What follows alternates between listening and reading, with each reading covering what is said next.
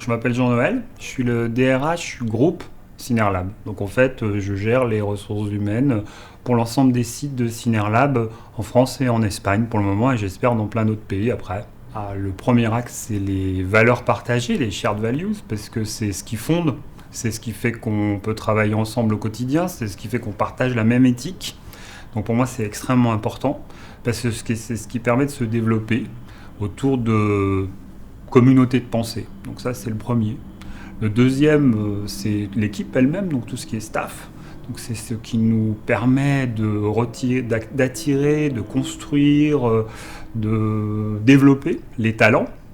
Et le dernier, c'est le style, parce qu'il y a vraiment besoin aujourd'hui pour non seulement attirer, mais retenir les meilleurs talents, de s'assurer qu'on existe en tant qu'entreprise dans son propre style. En particulier, face aux nouvelles générations qui arrivent sur le marché de l'emploi et qui sont très attachées au sens.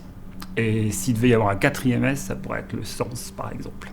Alors, sur les valeurs, je ne suis pas sûr qu'il faut utiliser des indicateurs. Moi, je pense que sur les valeurs, il faut surtout parler d'attitude. Parce que des valeurs, ça peut être un peu abstrait. Donc, alors qu'une attitude, c'est assez concret.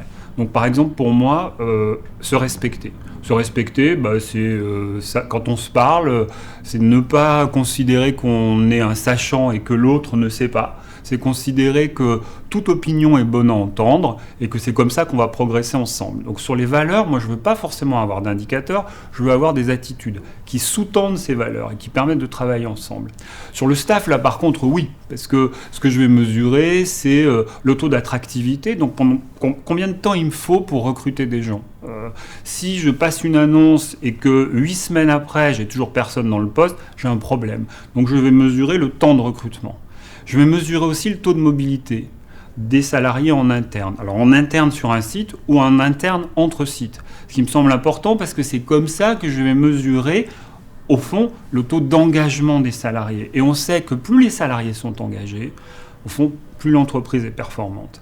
Et enfin, sur le style, je ne vais pas non plus avoir des indicateurs chiffrés, je vais avoir des indicateurs qui vont me donner des tendances. Donc par exemple, si je me rends compte que ma génération Z, donc celle qui suit les millennials, aujourd'hui, elle répond jamais. Et si dans 6 mois, j'ai la moitié de mes annonces qui vont toucher cette génération-là, je vais considérer que j'ai progressé. Donc pour moi, il y a des indicateurs qui sont clairs sur de l'attractivité, sur de la rétention, sur de la mobilité. Par contre, sur le reste, je vais être beaucoup plus sur du ressenti. Et en même temps, dans mon métier, les ressources humaines, c'est important le ressenti. Moi, je considère que l'émotion, c'est un truc sur lequel on doit construire.